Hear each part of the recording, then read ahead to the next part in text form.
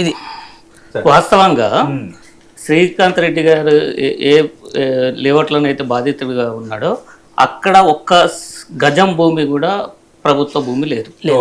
అది వాస్తవంగా ఎండోమెంట్ భూమి. అసెంబ్లీలో జివో పాస్ చేసి 80s దాన్ని లేఅవుట్ చేసి అమ్మేశారు. అన్ని రకాల పర్మిషన్స్ ఉన్నాయి, అన్ని రకాలుగా ఎల్ఆర్ఎస్లు తీసుకున్నారు. ప్రజెంట్ ఏంటంటే అది నిషేధిత జాబితాలో చేర్చి వాళ్ళకి ఇప్పుడు ఏమంటున్నారు, మీరు ఎన్ఓసి తీసుకుంటేనే రిజిస్ట్రేషన్ అవుతుంది అంటున్నారు.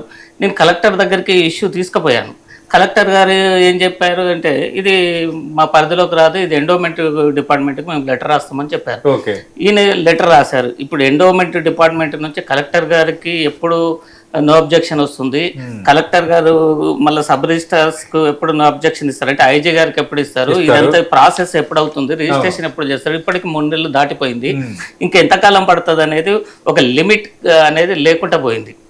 వాస్తవంగా ఇవన్నీ ఎట్లా అంటే తెలంగాణలో సర్పేకాస్ భూములని ఉంటాయి.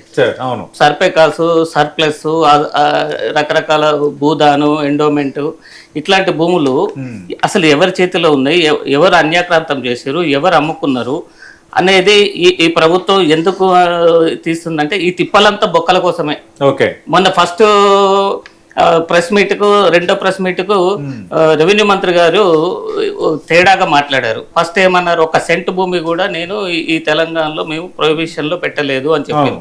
రెండో ప్రెస్ మీట్లో ఏం చెప్పారు, ఇది పాత జాబితానే గత గవర్నమెంట్ లో ఉన్నదే, మేము దాన్నే ప్రొసీడ్ అవుతున్నాం అని చెప్పారు. మరి పాత గవర్నమెంట్ లో రిజిస్ట్రేషన్స్ అయినాయి కదా ఈ ప్రాపర్టీస్, ఇవాళ ఎందుకు రిజిస్ట్రేషన్ కావటం లేదు? ఇది మా ప్రశ్న. దీనికి సమాధానం లేదు. ఇంకెంతకాలం అవుతుంది? 14 తారీఖు లోపు ఆన్లైన్ లో పెట్టాలట. ఏం పెడతావు నువ్వు ఆన్లైన్ లో? అంటే విలువైనటువంటి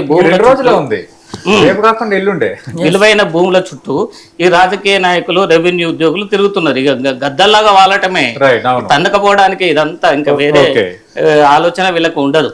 అమరేంద్రరావు గారు, మీ సమస్య ఏంటి సార్? మీరు ఒప్పటి నుంచి వచ్చారు.